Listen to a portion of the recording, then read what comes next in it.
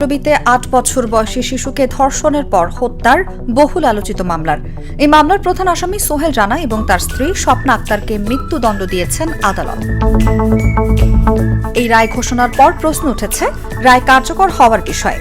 দ্রুত রায় কার্যকরের দাবি সবার, কিন্তু আসামি সোহেল রানা ও স্বপ্নার মৃত্যুদণ্ড কতদিনের মধ্যে কার্যকর হতে পারে? মৃত্যুদণ্ড কার্যকরের প্রক্রিয়া কি? এসব বিষয়ে রয়েছে নানা কৌতূহল।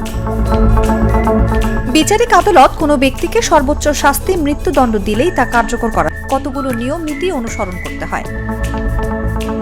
এই দণ্ড অনুমোদনের জন্য নথি হাইকোর্টে পাঠানো হয়, যাকে বলে ডেথ রেফারেন্স। এর সঙ্গে চাইলে আসামিরাও আপিল করতে পারে। সিআরপিসির ৩৭১ ও ৩৭৪ ধারার বিধান মতে মৃত্যুদণ্ড হলে আসামি পক্ষকে ৭ দিনের মধ্যে হাইকোর্টে আপিল করতে হয়। মৃত্যুদণ্ড প্রদানকারী আদালত বা ট্রাইব্যুনাল রায় ঘোষণার ৩ কর্মদিবসের মধ্যে সব কাগজপত্র হাইকোর্টে পাঠানোর বিধান আছে। আসামি আপিল না করলেও হাইকোর্ট স্বয়ং সবকিছু বিচার বিবেচনা ও নিম্ন আদালতের রায় পর্যালোচনা করে রায় দেন। হাইকোর্টেও মৃত্যুদণ্ড বহাল রাখলে আপিল বিভাগে আপিল করা যায়। আগে স্বয়ংক্রিয়ভাবে আপিল বিভাগে যাওয়ার সুযোগ ছিল না। অবশ্য তারপর সংবিধান সংশোধন করে বিধান করা হয়েছে। সংবিধানের ১০৩ অনুচ্ছেদ মতে আপিল বিভাগের অনুমোদন ছাড়া কোনো মৃত্যুদণ্ড কার্যকর হবে না। এখানে আসামির মৃত্যুদণ্ড বহাল থাকলে আসামি কারা কর্তৃপক্ষের মাধ্যমে জেল আপিল করে আপিল বিভাগে।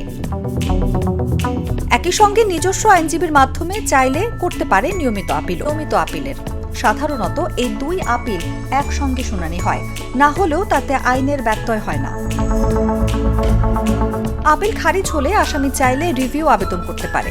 তা খারিজ হলে রিভিউর রায় পাঠানো হয় স্বরাষ্ট্র মন্ত্রণালয়, হাইকোর্ট, ঢাকা কেন্দ্রীয় কারাগার, সংশ্লিষ্ট জেলা প্রশাসকের কার্যালয়, সংশ্লিষ্ট বিচারিক আদালত ও সংশ্লিষ্ট কারাগারে। আসামির সর্বশেষ পদক্ষেপ হিসেবে সংবিধানের ৪৯ অনুচ্ছেদ ও জেল কোডের ৯৯১ বিধি মতে মহামান্য রাষ্ট্রপতির কাছে ক্ষমা ভিক্ষা করার সুযোগ পাবে। এক্ষেত্রে মহামান্য রাষ্ট্রপতি যদি তার না মঞ্জুর করেন, তাহলে আইনের বিধান হল সেই আদেশ প্রাপ্তির ২১ দিন থেকে ২৮ দিনের মধ্যে সর্বোচ্চ শাস্তি মৃত্যুদণ্ড কার্যকর করা হয়। অন্যদিকে রাষ্ট্রপতির ওই আদেশ পাঠানো হয় সংশ্লিষ্ট বিচারিক আদালতে, যেখানে ফাঁসির পরোয়ানা জারি করার পর তা পাঠানো হয় স্বরাষ্ট্র মন্ত্রণালয় এবং সংশ্লিষ্ট কারাগারে।